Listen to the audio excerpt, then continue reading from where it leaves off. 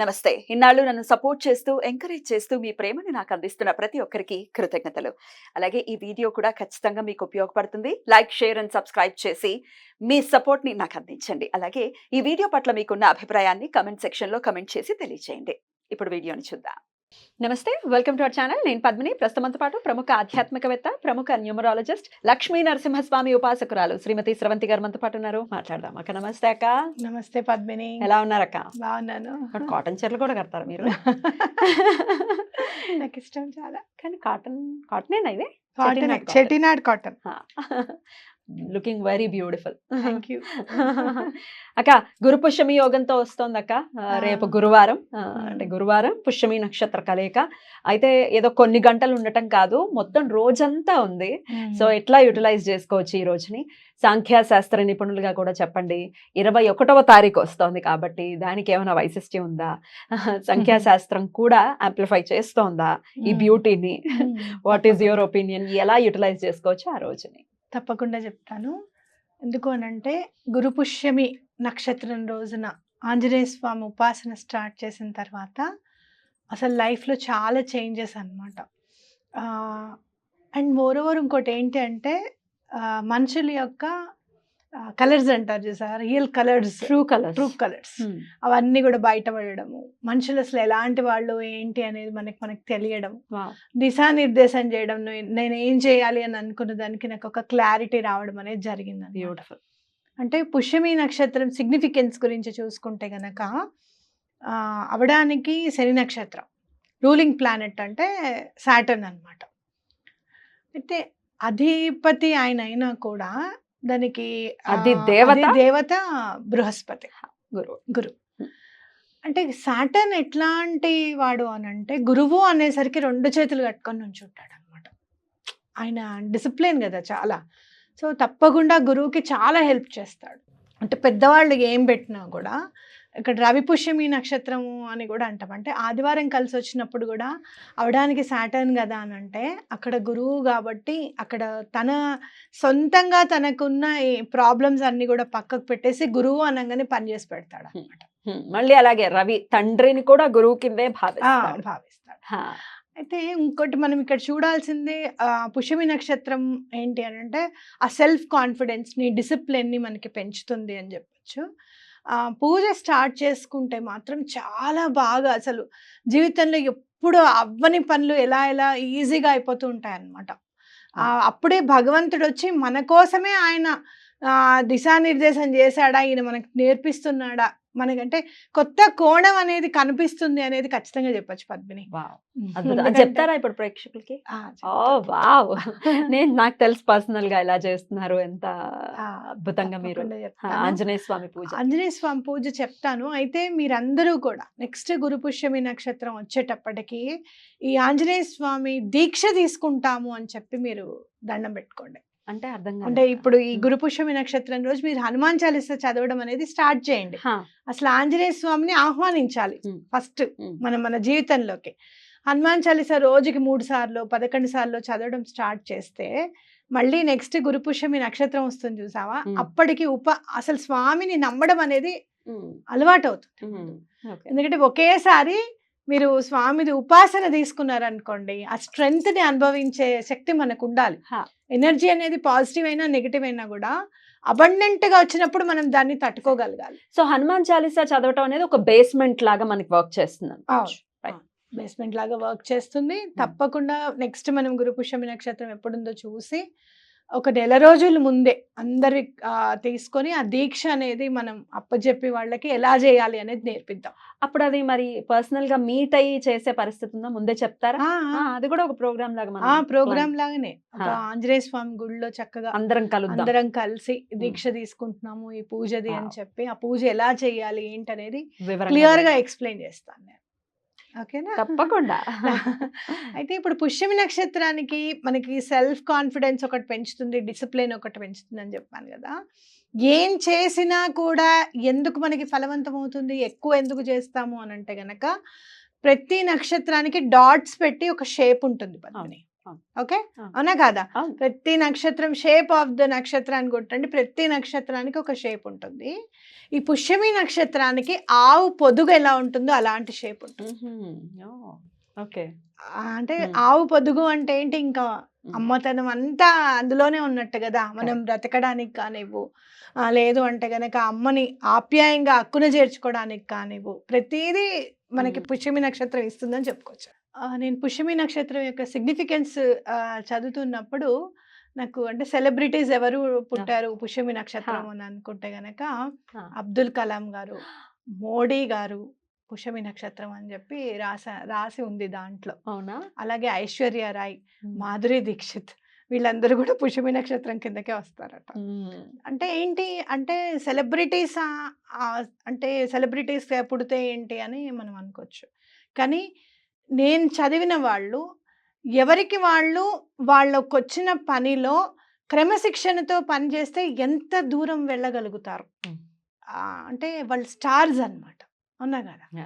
అలానే మనం ఈ రోజును ఉపయోగించుకుంటే మనం అందరం ఆ నక్షత్రంలో పుట్టకపోవచ్చు, కానీ దాని ఫ్రూట్స్ అందుకోవాలి అని అంటే గనక గురువారం నాడు కానీ ఆదివారం నాడు కానీ వచ్చే అప్పుడు మనం దాన్ని అందుకోవాలన్నమాట. కాబట్టి అందరం కూడా ఇది యూజ్ చేసుకోవాలి అనేది నా ఉద్దేశం, వినియోగించుకోవాలి తప్పకుండా. మరి ఈ రోజు ఇంకా ఏమేం చేయొచ్చు అనుకుంటే కనుక, మీరు ఏమైనా ట్రీట్మెంట్స్ స్టార్ట్ చేయాలన్నా, ఆయుర్వేదిక్ మెడిసిన్ స్టార్ట్ చేయాలన్నా కూడా ఈ గురుపుష్యమి యోగం చాలా మంచిది అనమాట.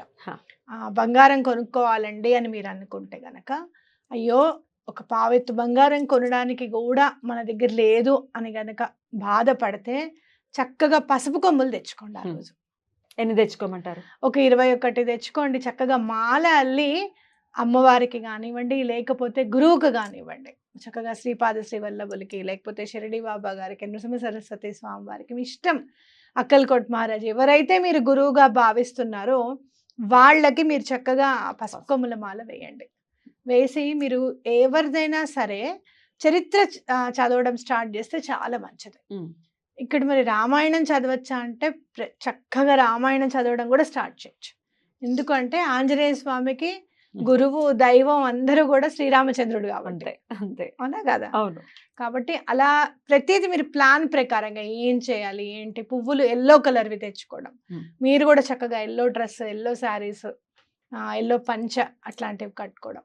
కాదు అంటే కనుక ఎల్లో కర్చీఫ్ అయినా సరే కనీసం మీ దగ్గర పెట్టుకోవడం అనేది ఇంపార్టెంట్ గా చూసుకోండి. 21వ తారీఖు చేయండి అది. అలాగే ఆయుర్వేదం మెడిసిన్ ఏమైనా వాడాలనుకుంటే వాడమని చెప్పాను. రైట్. ఇప్పుడు స్కిన్ ప్రాబ్లమ్స్ ఉంటాయి అక్క, ఎవరితో చూపించుకోవాలి అనేది అసలు చూపించుకుందామా లేదా అని అనుకుంటూ ఉంటారు. సో అప్పుడు రేపు 21వ తారీఖు ఒక డాక్టర్ ని కలవటం, మెడికేషన్ స్టార్ట్ చేయొచ్చు. ఒకవేళ పిగ్మెంటేషన్ ఉంది అంటే చిన్న సమస్యగానే ఉంటది, కానీ చాలా జటిలమైన సమస్య. అవునవును, అప్పుడు కూడా తప్పకుండా చేసుకోవచ్చు. అయితే ఇక్కడ ఒక్కటే ఏంటంటే అప్పు చేయకూడదు. ఆఫ్ కోర్స్ అప్పు అనేది చేయకండి. ఖర్చు పెట్టడము అనేది ఆ రోజు చేయకండి. సాధారణంగా ముందు రోజు అన్ని తెచ్చేసుకోండి. ఎవరికన్నా ఇవ్వవలసిన డబ్బులు కూడా ముందే ఇచ్చేసేయండి. ఆ రోజు అంటే కనుక ఒక్క గురువారం శుక్రవారం ఖర్చు చేయకుండా ఆపుకోండి. అలా అని పని మనిషికి జీతం ఇవ్వడం అట్లాంటివి ఆపద్దు. ఏదైనా అత్యవసరంగా మీరు హాస్పిటల్కి వెళ్తున్నారు, వాళ్ళకి ఇస్తున్నారు, ఆ ఇచ్చిన మనీకి థ్యాంక్ యూ చెప్పండి. దీనివల్ల నేను ఇవాళ హాస్పిటల్కి రాగలిగాను, చాలా థ్యాంక్స్ అని చెప్పండి. తప్పకుండా మీకు మంచి జరుగుతుంది. అదే రైట్ అక్క. ఇంకేమైనా మేనిఫెస్టేషన్స్ కానీ లేకపోతే ఇంకేమైనా విధానం ఉందా? హనుమాన్ చాలీసాని కూడా ఎన్నిసార్లు చదవమంటారు, ఎప్పుడు చదవమంటారు? ఇవి కూడా ఒకసారి. హనుమాన్ చాలీసాని తప్పకుండా 11 సార్లు చదవండి. సమస్య చాలా మంది ఏం చెప్తారు అని అంటే, మేము చదువుతూనే ఉన్నామమ్మా అంటారు. చదువుతూనే ఉన్నారు, కరెక్టే, కాదని నేను అన్నా. అర్థం ఏంటనేది చదవండి. ఇప్పుడు బలబుద్ధి విద్యా దేహమోహి హరో క్లేశ వికార్ అంటే ఏంటంటే, బలము బుద్ధిని ఇవ్వు స్వామి. ఎలాంటి బలము బుద్ధి ఇవ్వాలి? ఎలాంటి క్లేశమైనా సరే, ఎలాంటి వికారాలైనా సరే తొలగిపోవాలి, అలాంటి బలము బుద్ధి ఇవ్వు స్వామి అని అడుగుతున్నాం మనం స్వామిని. అట్లా ప్రతి దానికి అర్థం తెలుసుకోండి. ప్రతి లైన్కి అర్థంతో సహా ఇస్తున్నారు చక్కగా. ఇప్పుడు అసలు అర్థం ఏంటి అనేది చదివితే స్వామివారి మీద కాన్సన్ట్రేషన్ పెరుగుతుంది. ఎప్పుడన్నా అర్థం తెలిసి చదువుతున్నాం అనుకో కాన్సన్ట్రేషన్ పెరుగుతుంది. కళ్ళు మూసుకొని చదువుతుంటే ఆ పిక్చర్ అనేది కనిపిస్తుంది.